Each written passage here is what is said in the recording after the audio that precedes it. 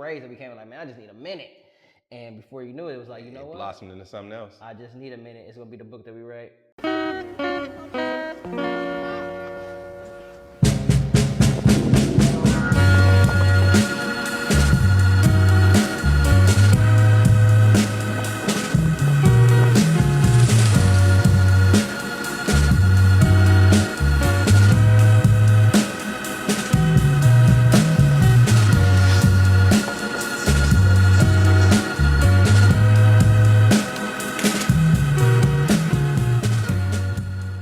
It's been important, like, for me and Walt to like check in with each other every day, and that's a practice we started probably about 5 years ago, just to see how, because you know we got a lot of parallels in terms of our lives and raising these families and kids and athletics and just like trying to do things in the community and make sure our friends were good and our families was good and stuff like that. So in talking with him every day and checking in with him every day, we start realizing like these things help, you know, and having a person to have like to reflect these ideas off of.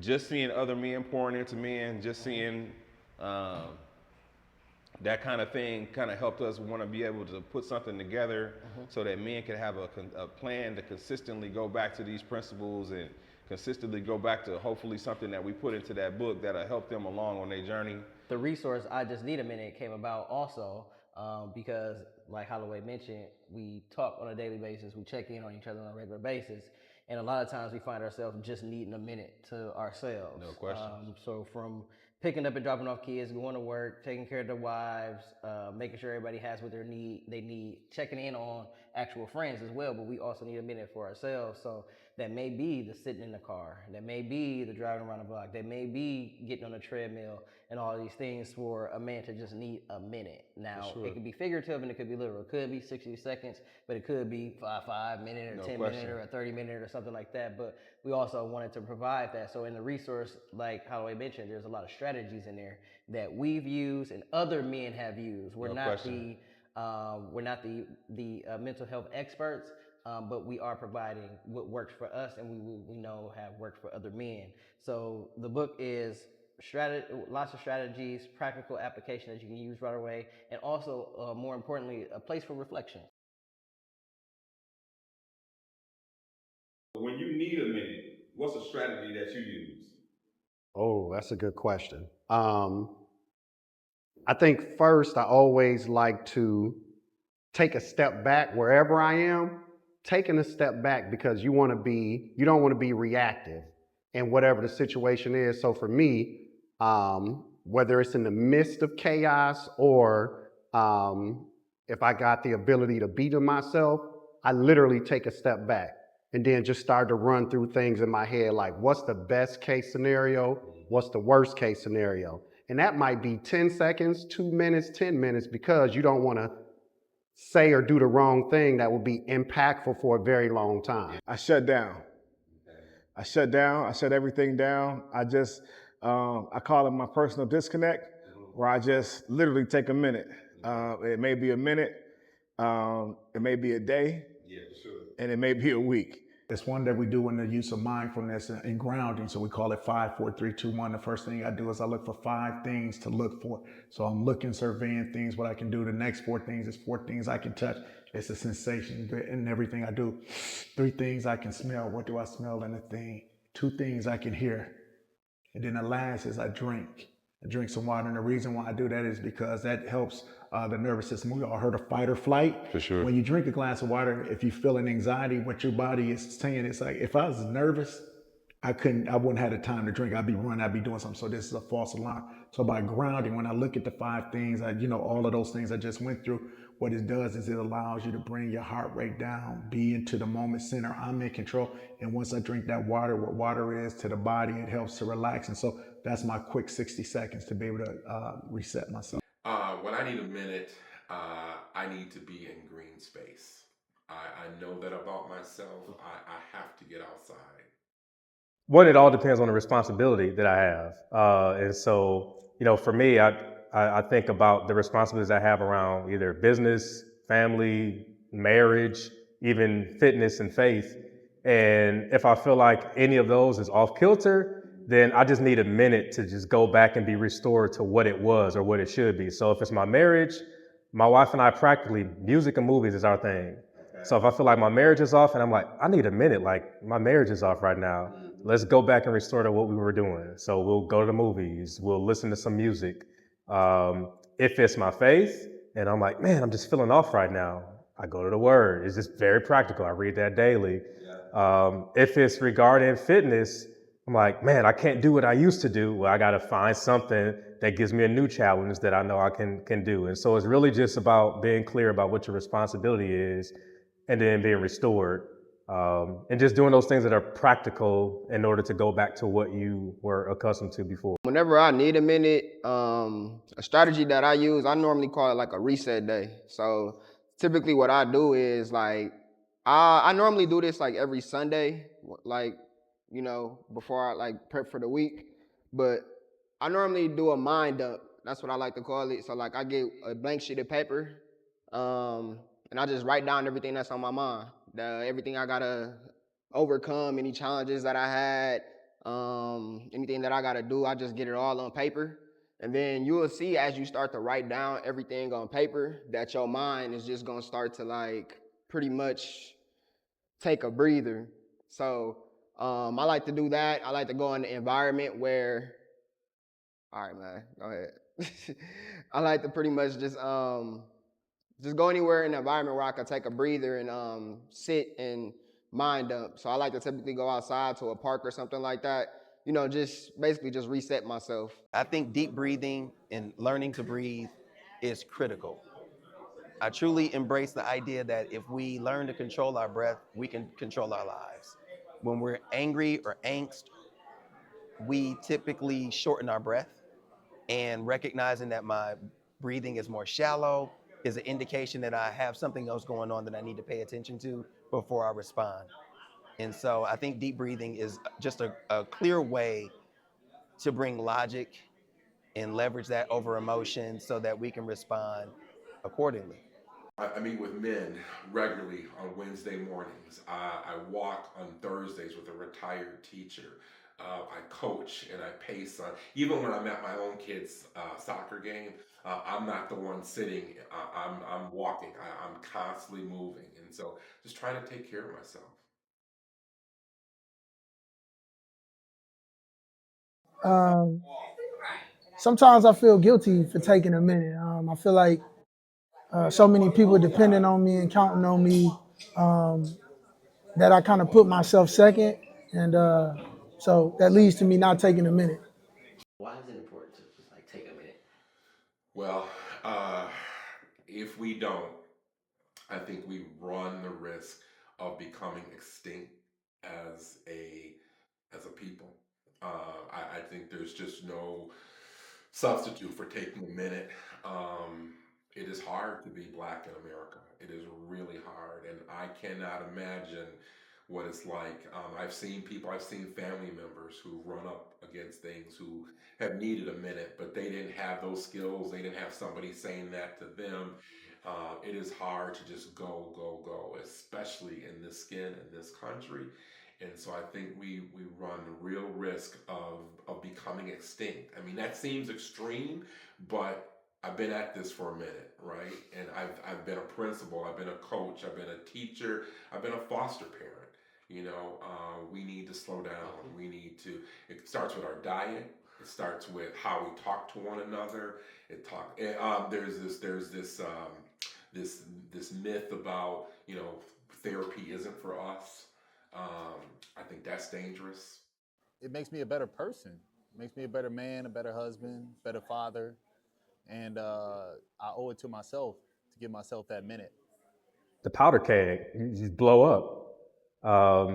I I tend to be one who is able to at least control myself, and to get to that point where you can lose control, where you have no boundaries and no limitations on what you will do as a result of something happening. I think that's something you want to be very mindful of. Like, you would never want to be in a position where you bring harm to yourself, you bring harm to your family, you bring harm to your reputation, your business that impacts others. And so if you're not dealing with this stuff, if you're not addressing it, that powder keg just blows up one day and you lose control, and things that you never anticipated you would ever do, you find yourself in those circumstances and there's not much control you have left. I think it's important as a man, mostly black men, considering that we think it's taboo for us to talk and for us to talk together. I think it's important as a man, more so generationally, the generation before us, the generation now, and the generation afterwards to talk, to get past certain stigmas, get past certain hurts and pains, to know that you're not alone and know that there are men that are going through the same thing, and community actually helps us to build and build stronger. How you eat, how you sleep, and how you exercise is going to be so big. So the biggest thing what I tell people is we want to be intentional about our day. So the biggest thing I do is I recognize how I go to bed at night is going to dictate my day. But when I wake up in the morning, I wake up with morning meditations. That means I'm grateful with an attitude of gratitude of what's there. But then I think about what are my plans for the day. So I'm intentional about what I want to do. I don't let my day happen. I make my day happen. But then at the end of the night, I do a nightly reflection where I get to grade myself. Did I do what I said I wanted to do for my mind, for my body, myself? Did I do a good deed for somebody else? And then based on that, it allows me to prepare for the next day. So just being intentional about your day with morning meditations and nightly reflections. Why is taking a minute important? Prison is full of brilliant people. And some people have gone to prison and written books and done podcasts and all these different things from behind cells or in cells. And they could have had that same level of recognition and acknowledgement on this side if they would have just taken a moment, if they would have just stepped back and took a deep breath and say, you know what, is this the best thing for me to do? And a lot of that, when you think about it, it's rooted in a person's upbringing and their experiences. And if they were taught that early on, it's easier to utilize it later on in life. And so I think that's the value of taking a moment. I feel like it's important to take a minute because if we don't, we won't have the energy to show up for the people that need us most. I say that it's important for black men in general because the world is chaotic, man. It's not meant for us to win. I say that wholeheartedly. This system is not placed for us to win. It's built to destroy us mentally, physically, and financially, if you ask me. So I think it's always important to take that minute because, you can often lose yourself, trying to, just take care of everything you got on your plate. You could lose yourself in the process. So it's often good to take that minute because it gives you, one, a chance to reflect on yourself and what you got going on and what you need to do. And two, it sit down, dude. And two, it gives you a chance to basically just move forward and understand where you messed up at and make corrections. It's important to take a minute to understand what's going on in our emotions, in our minds, when we are responding and avoiding reacting to things that might trigger us.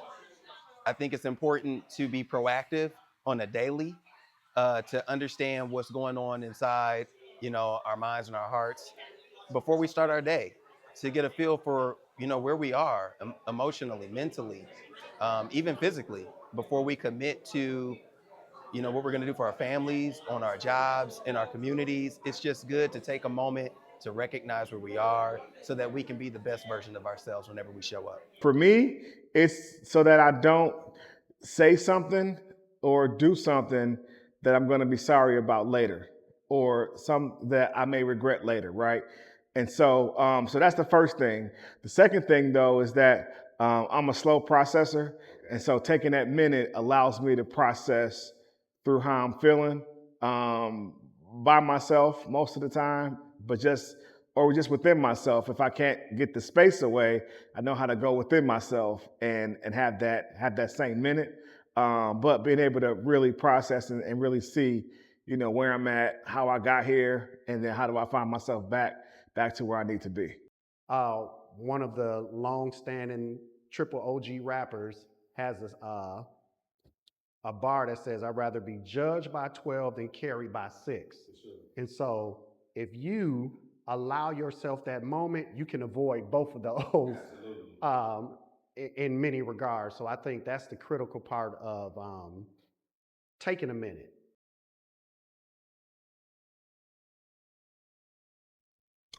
I would say, first and foremost, I'd say just seeking help when necessary, right? I know that's not profound, but I think that for a lot of people who were taught that we don't tell people our problems, or we don't talk about what goes on in this house, outside this house. People who are raised that way don't even have what I would consider a beginning step, and that's to talk to somebody, right? And so talking to a mental health professional, that's always my number one go-to. Something I would share with the younger me is exactly this. Just take a minute and know that everything is going to be okay. Because when things are happening, it feels like you don't have much time and you need to react right away. But if you just take a minute, think about things, and you realize that some things don't matter as much as what you think they will, and that if you take 24 minutes, you'll forget about it a little bit. If you take 24 hours, you might not even remember it. So um, just know that things are going to be okay. I would say it would be the mind dump strategy. I just recently started doing this strategy just recently. I used to oftentimes just try to go with the flow. Like I try to put everything, just try to remember everything, try to plan it into the days, and then I remember I forget some things because I got so much things cluttered in my mind. So by doing it this way, by doing a mind dump, it gives me a clear picture of everything I have in front of me, and then it gives me a chance to basically break it down into times and days where I feel like I can achieve this. I'll say this is something that I've learned recently. Um, I never knew why I had a chip on my shoulder. Right? And you would say like, man, well, how do you channel that? Like, if you got a chip on your shoulder, you feel like you always have to prove something to someone. And I think a lot of people in general, whether they're young or old, but particularly when you're young, if you have a chip and you feel like you got to prove something, if you don't know where that comes from, that can be dangerous. So it's important. A recommendation I would give to young folks and anyone in general, but particularly the young folks, is to understand where that comes from. Why do you have a chip? Why do you feel like you have to prove something? Always understand the why behind it. And so for me, I learned why I had that chip on my shoulder and where it originated from. And once I became clear that it originated from my parents, I mean, feeling like I had to be successful in order to prove that their child would be something, because they always told me when they came up, people told them they wouldn't be anything. So I took that on well, I'm gonna do something. I'm gonna make sure they know that their child did it. But in every area that I went, I feel like I got to prove myself, and that can either help me or it can harm me. But if I wasn't aware of that, I mean, it could have done more damage in the long run than actually helping me. Learn how to trust. Trust is a big thing, and I get that from men. A lot of times we front with pride and have a hard shell, but God actually made us to be able to be in community and to talk to one another. So I think I would tell my younger self to learn how to be trusting and how to work through relationships rather than have situations that happen and close off and really isolate. To really learn how to trust and learn how to open up more. When you reflect on yourself too, it's like sometimes like me growing up right now, like I'm learning how to not act off emotions so much. So like when you write down, when you just journal everything, you're able to reflect like, okay, this is where I acted out of emotions, or this is where I messed up at, and this is why I'm here today because I messed up on this day. When you give yourself an opportunity to process and think about something, you won't make those irrational decisions. You won't lash out on somebody and curse them out, or yell at a kid or yell at your spouse or anything like that, or even somebody in the grocery line. So, and we know it these days and times, the chaos with drivers and all of that. So I think utilizing taking deep breaths, giving a moment, giving yourself a moment, understanding and using empathy, putting yourself in somebody else's shoes. If this person just cut you off and they already ran through the red light and you meet them at the next red light, clearly there's something going on or nothing at all, but none of it has nothing to do with you. Yeah. And you sometimes got to look at the higher calling, like maybe there's a reason I'm getting held up at this stoplight or at this bus stop or whatever the case. Because I think all those things make a difference. Go easy on yourself, and it's okay that you need to take a minute. You are no one's hero. You're no Superman. It's okay to have these moments that you need to check in with yourself. Does it make you less of a man? Does it make you less of a person? And you don't have to placate and succumb to always people pleasing for their sake. There's a saying that says that sometimes people set themselves on fire to provide other people warmth. And I think a lot of times that has been my case where I've sacrificed acknowledging my emotions to make sure that someone else was okay. And that's part of the unlearning process or the relearning process for me. Yeah, I think deep breaths. And I'm gonna just maybe take a little tangent, but it's relevant. I love trains. I just this summer I took my 5-year-old on a train ride to the Grand Canyon. That's a long trip, but the reason why I like trains is because I don't feel hurried. I don't feel rushed. And so I drive. I do a lot of driving. Well, when you drive, you have to pay attention. You have to be focused to be on point. And so when I step on a train, it's like I'm in a different world. I would encourage young men to literally and figuratively take a train ride. Get on the bus. Let somebody else do the driving so you can take a minute. Very rarely do I have an opportunity to sit and reflect. And I think when you neglect that and you just operate on autopilot and you go and you go and you go, by the time you realize that you're spent, it's sometimes too late. So to the young men, I say get on a train, get on a bus, and let. I mean, I will often get on a train and go to Chicago just for the day. No real purpose, but just get out, change the scenery, walk around Chicago, hop back on the train. And I'm not saying like right away, but spend the day, take a minute. I would want the younger generation to know that although social media and life is telling us that we need to go a million miles an hour and we need to accomplish so many things before we go, that we won't be able to accomplish those things if we don't take a moment to reflect and give ourselves some self-care. We won't be able to accomplish all of these great things we see people doing online and in life if we don't take that minute.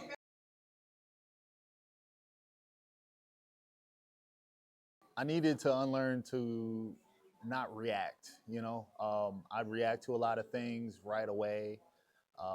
And by just taking a minute and thinking about what's happening, what's going on, and what needs to be done, kind of helped me out. Um, kind of sorted some things out so that I don't react off of emotion and more off of just the task at hand. What I learned, what I understood about control wasn't accurate and it wasn't healthy. Um, Actually, control is a neutral term, right? We use it in a negative connotation, like, oh, you're controlling, like you like to control things. And so, in my view, I thought success was control. You've got control over all the outcome. You got control over all the things that are going to occur, right? You make the decisions. You you got to. But the problem with control in that sense, which is misunderstood, is you take on way more than you need to. You know, it's like, man, I got to control this decision. Then guess what? If you're controlling everything, who's everybody coming to with questions and needing a decision to be made? And then now you're overwhelmed. Like, man, why is everybody coming to me? Why make a decision? It's like, well, you got to control everything. And so learning over time, I learned this, that control is actually two manifestations of control. It's actually deciding an outcome and influencing an outcome. And for me, I had to unlearn that control isn't just all about deciding an outcome. Sometimes it's about influencing an outcome. And the outcome may not be what you desire, but at least you made an influence where somebody can learn, they can grow, and they can develop out of it. And so that's something I had to unlearn, was that control is just exclusively deciding an outcome, and then now you're overwhelmed with everything because you're making all the decisions and wondering why you're so frustrated and why nobody's willing to do anything on their own. Is you didn't give them that ability or approval to go out and just make that decision. And watching my dad keep things together by himself and not sharing that actually helped me learn not to do that. And then also being able to have people that you trust. I have an accountability brother that I trust and talk with about any and everything. So that seeing that with my dad and learning those things and learning how not to keep those things together and try to keep them all held in um, really helped me a lot to be able to open up to other men to be able to talk about real stuff, not just the surface things. Something I had to unlearn. Well, the world does not revolve around me. Institutional racism has always been in existence and is never going nowhere. So you have to move accordingly as a black male. And I think those two things you have to always keep in mind, on top of the privilege of certain ethnicities. You have to be cautious, because if you're not, certain things that you think you're entitled to, you can be in the wrong situations, set up to fail. And so understanding early on that, or actually over time, unlearning certain things like that, I think that was critical for me. Honestly, I think I'm still learning. Well, I guess I would say is you have to put yourself first. And if that means mentally, physically, you have to put yourself first in order to show up for other people. So I'm learning that is what I need is just as important as what someone else needs, is what I would say. How important is it for you to utilize a mental health strategy as a man?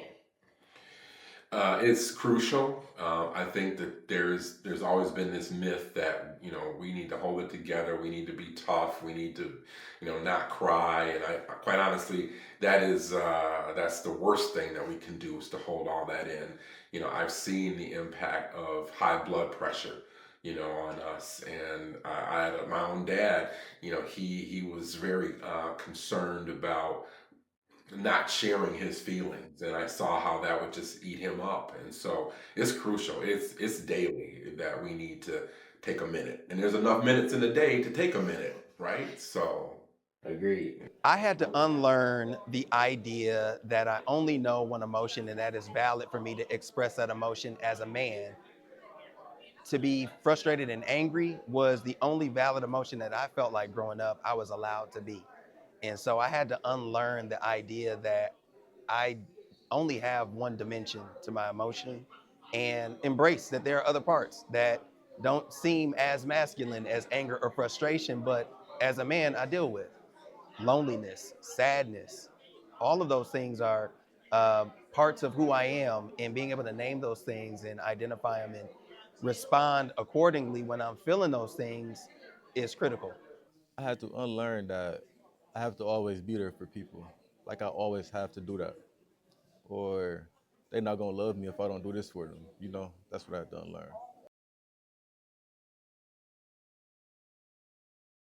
As men and as a community, we're not alone, man. And I think that's the biggest thing, is for people to know that we're not alone and that we can trust and we can build with men to learn one another, to help one another, to strengthen one another, and to encourage and support one another.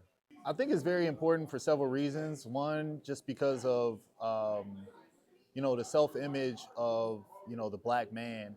Um, we are not able to be emotional. We're not able to express our feelings in certain ways. But this kind of gives us a guide as to how to navigate through emotions and gives us a course of action that we can take to really calm ourselves. Um, a lot of times, with us being black men, um, we don't get um, the same kind of leeway that others get. So by us taking a minute and kind of sorting things out internally, we can react and kind of externally put our energy where it needs to be, and not just react off of emotion. Not everybody has that somebody that they can go to and talk to when they're feeling a type of way. So this book just gives you a perfect example on, not a perfect example, a perfect outlet to go to when you feel in a way and you don't have nobody to talk to. It's taking you through the steps in a guide. It's giving you a guide to how to approach certain situations. I just joined in full transparency. I just started a week ago a 13-week program called Grief Share, and it's a nationwide program that many churches will sponsor. And I go to New Testament Church, and week one was last week, and Grief Share is for those who have experienced grief in their life as a way of helping them cope from a biblical standpoint. And that first night was powerful, and it takes some transparency and some willingness to say I'm hurting. My dad died on New Year's Eve of 2019. He never saw COVID. He experienced 12 heart attacks in 4 hospitals. I was present for 4 of those. The last one put him in a coma. I'm still grieving that. I hope that no one ever has to give a eulogy for their best friend. And as you know, I gave Mr. D's eulogy.